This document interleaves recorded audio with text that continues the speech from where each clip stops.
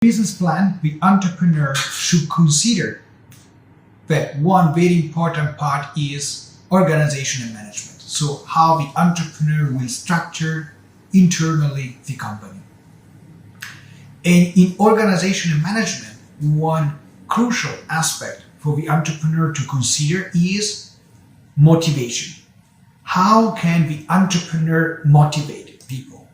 This is actually a foundational aspect of organizational management, because motivation then will lead to the proper management of the employees. If the entrepreneur misses this very important point, then the company will not have in place an appropriate way to motivate the employees towards the goal of the organization. And without motivation, the company, the new venture, will not be able to achieve any business outcome. So let's dig deeper into motivation. Let's understand first what are the academic theories behind motivation, and then how we can apply motivation in our new venture. There are some basic assumptions about motivation. We all wonder, what does move people? How can we motivate people that are so different from us? How can we have any influence, any impact on them? How can we make them work?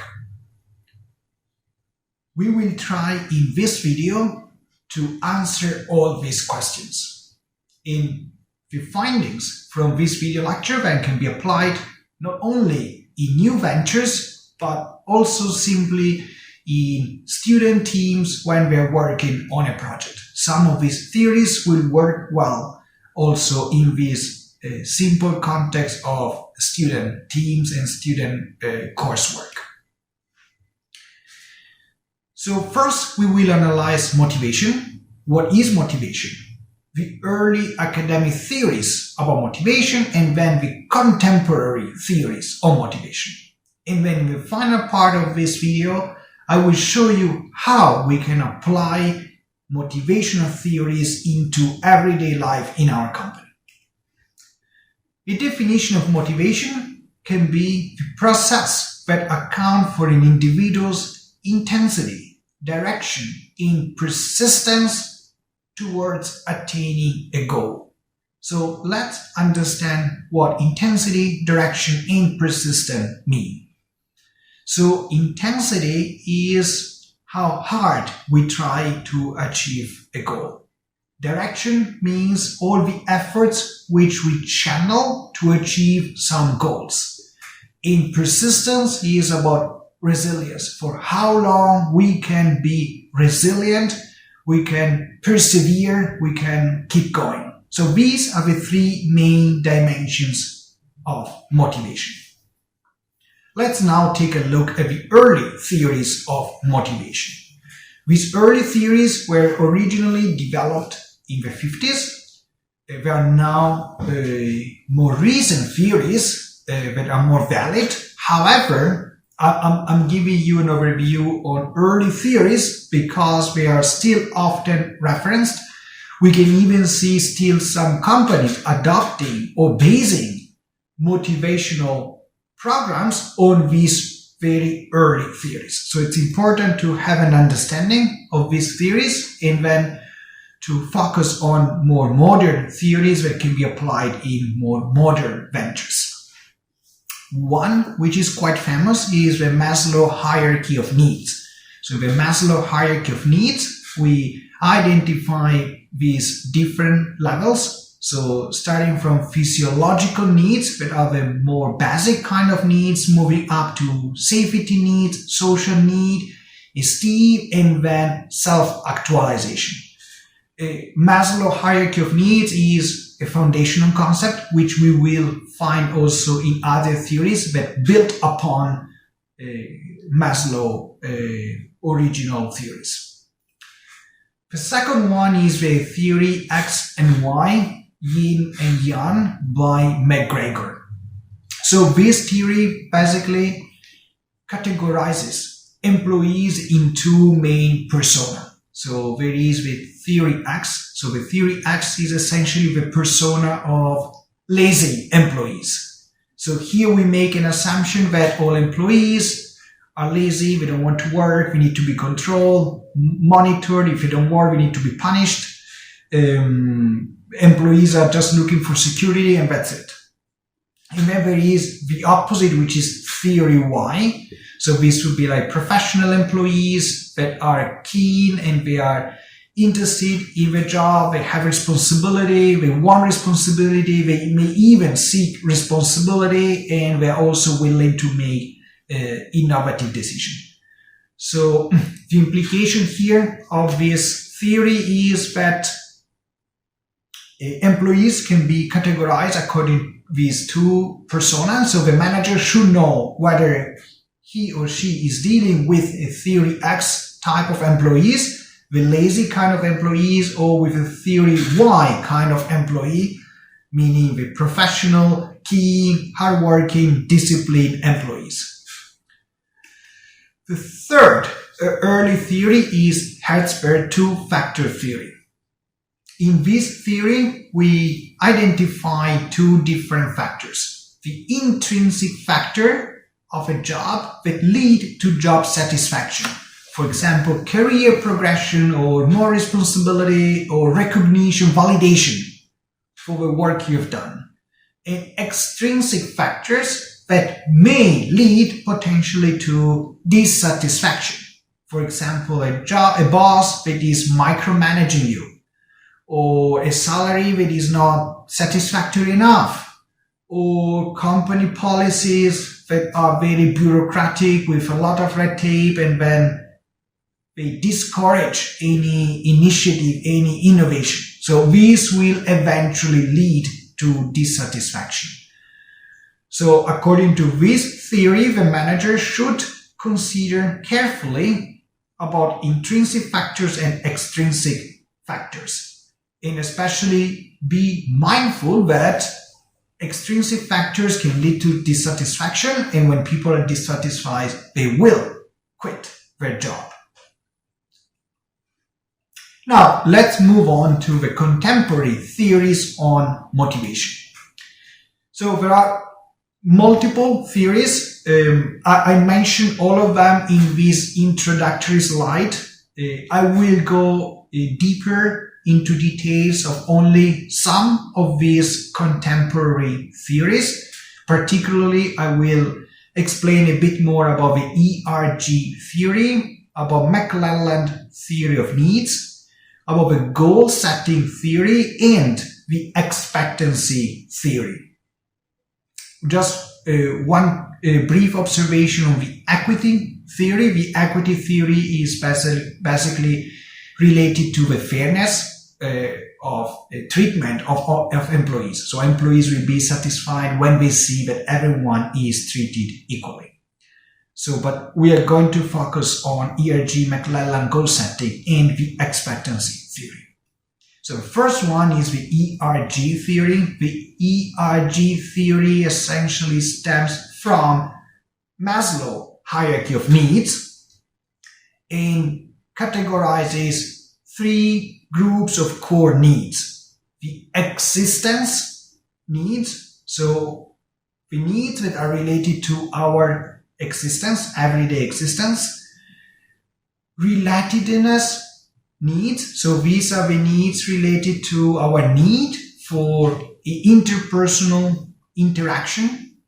And growth, these would ultimately be linked to personal development and career progression.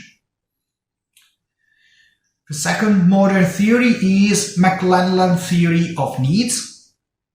So also in this case, we identify three main types of needs. The first one is the need for achievement, the need to achieve and strive for excellence. So for people that are driven by the need for achievement, so maybe they will not care so much about the rewards, but they will care about have some personal achievement. They will want to have an impact. They will want to have personal responsibility. They will want to get feedback. The second type of needs is the need for power. So this is the need for people to be in charge, to be powerful. So for people that are driven by this need, the motivation will be different. So the motivation will be more related to have an influential position, have some sort of status in the organization, be in charge in the organization. Employees driven by need for power will generally be effective in a competitive business. So they will strive in a competitive business. The third type is the need for affiliation. So this is the need for people to be part of a group, to be part of a family, to be part of a group of friends, to be part of a team. So in this case, people that are driven by affiliation, so they will prize personal relationship. They will maybe sacrifice competitiveness. They will sacrifice the achievement as long as they work in a friendly, relaxed, laid-back, family-oriented environment. One more modern theory, which is quite pivotal in management sciences, is the goal-setting theory. So the goal-setting theory states that if we assign goals to the employees with feedback, these will eventually lead to higher performances. And we need to consider 5 crucial factors. So one is the possibility to get a feedback. The more feedback people get, the better they will become. To be committed to the goal is the second factor. The third one is the belief that we are able to achieve a goal, so that we feel like we can do it. The fourth one is the characteristic of a goal. Generally, this theory will work well with more simple goals and goals that we are used to, that we already achieved in the past and that we can achieve again, or that we know how to achieve them. And of course, culture. So the cultural factors that influence employees. Probably at the moment, one of the most relevant theories and accepted theories of motivation is the expectancy theory. So according to the expectancy theory, the strength of a tendency to take action depends on the strength of the expectation of my action and on the attractiveness of my action. So essentially, people will make an effort, and this will lead to their performance as employee when they see that, when they expect that this will lead to some sort of recognition. For example, we can identify a relationship between effort and performance. So we make an effort because we know that this can lead to our performance. We can also find a relationship between the performance and the reward. When we perform as employees, then we will be rewarded. Our boss will recognize our effort, or even better, will give us a career advancement, a promotion, which leads to the final relationship, which is the relationship between the reward and the personal goals. When we expect to get rewarded for our performances, then we will set our personal goals with a positive loop to increase our performance to achieve organizational rewards. So after studying all these theories, now it's time to put theories in practice. How can we identify some actionable ways to practice what we just studied.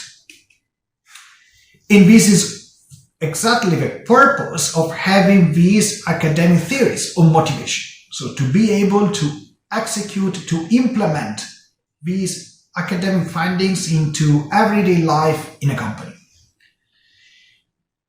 So we can identify some programs and techniques that will use the findings of these theories to motivate employees.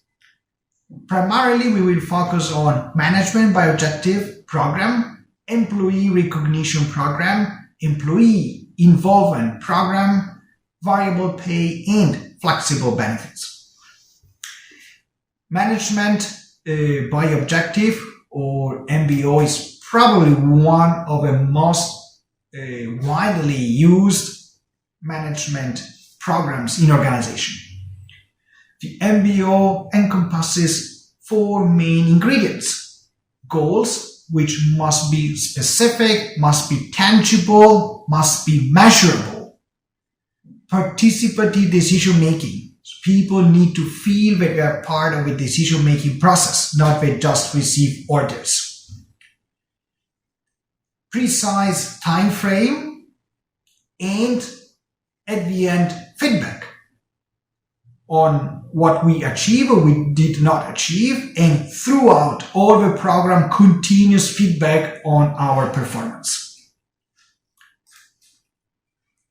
This is an example on how we can set MBO programs in an organization. So we can have overall organizational objective and MBO program at organizational level. We can have an MBO at division level, at department level, and even at individual employees level.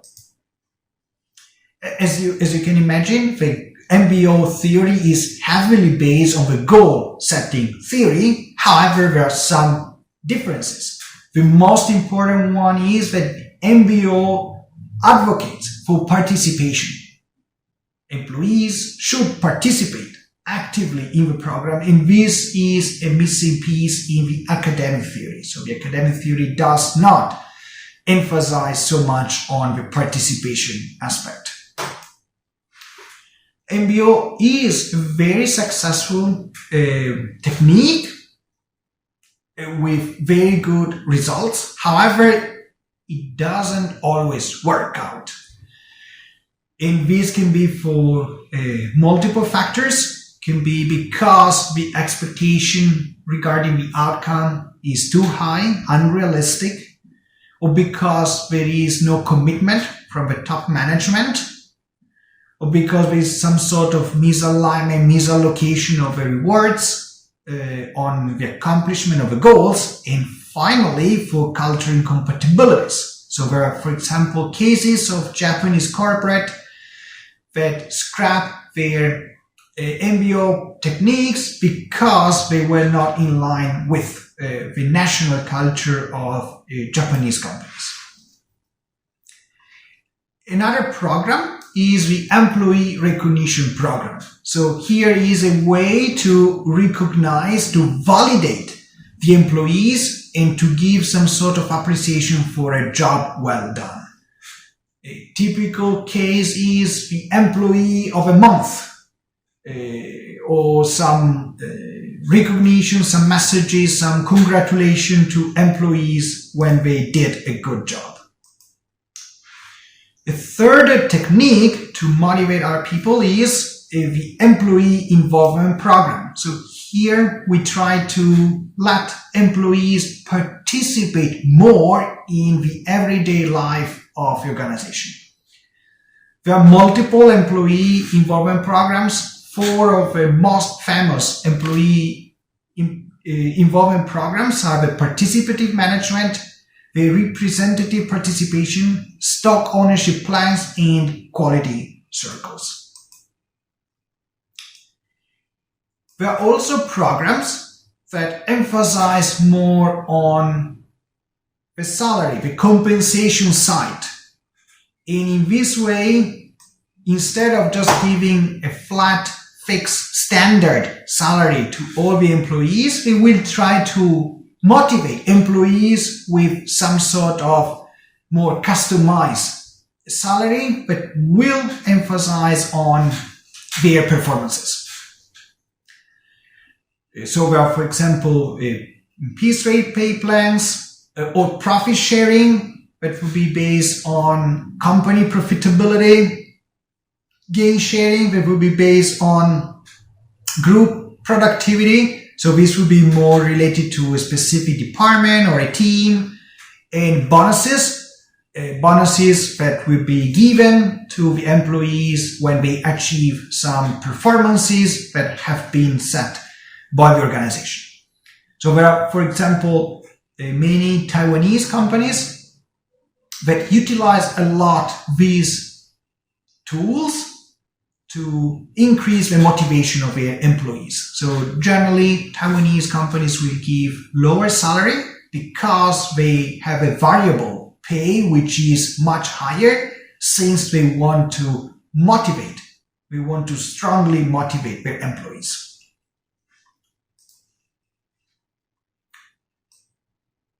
One more way to increase the motivation of the employee is to give some sort of flexible benefits. So instead of applying the same set of benefits to all the employees, standardized type of benefits, companies can come up with a sort of customized, tailor-made sort of menu where employees can choose different benefits. For example, this is, I think it's a very nice example, comes from Italy, from a good friend of mine who had a leadership responsibility, executive position in many multinational companies. When he took on one of his first management jobs in business development, sales and marketing and business development. So he had to manage a team of sales staff basically spread across Italy. Italy is a country with like very different areas. So there are like the northern area, which is more similar to Central Europe, more similar to Germany, France, and so on, with also behaviors that are more similar to the one that you can observe in Central Europe. There is the middle part, there is the southern part, there are the islands, so very diversified with literally a broad spectrum of different behaviors, some cases even different local dialects. So managing a sales workforce in basically all the national territory was definitely a big challenge, with a lot of diversity, even though all the employees were from the same country. And on top of this, there were also very different age groups, like people 50 years old, 30 years old, and so on. And so what he proposed to really give a strong motivation for the sales team, and consider that a sales team must be motivated more than other teams, because a sales team need to be hungry for selling the products. So you need to give extra motivation to a sales team. And well, typical ways of motivate the sales team will be to give them some bonus or some commission based on the sales. So the bonus will be a fixed amount given to the sales team. The commission will be a percentage on how much they are selling. However, on top of this, on top of the bonus and commission that the sales staff received, he designed some flexible benefits, specifically for the geographical area, whether they were from the northern part or from the center part or from the southern part or from the islands, and also on each individual need. So, for example, for older, for more senior sales staff, they wanted allowance, maybe for the children education, or like go on a business trip and stay in a nicer hotel, or having some more money for the restaurant on a business trip. But for younger sales staff, this was not that important. They didn't really want to go to the nice, fancy, five-star hotel on a business trip, but maybe what they really care about was a fancy company car, a BMW or a Benz or an Audi company car instead of a mass market car. So he redesigned all the benefits to consider specifically the situation, the needs, the aspiration of each employee. And this program was very successful. Well, the first time that the company implemented was a large multinational company, a Caterpillar, that implemented this program. And this is a good example on how flexible benefits can really make a difference when it comes to the employee's motivation. To recap on what we studied today, so first we analyze motivation, why motivation is important, what motivation is. Then we learn about the theories on motivation, early theories on motivation, which however are still quite popular, modern theories of motivation that can be used to design programs and techniques in new ventures, in new startup companies to motivate the people in the startup company to achieve the goals set by the entrepreneurs. I hope you enjoyed the video and I look forward to seeing you in the next one. Thank you. Bye.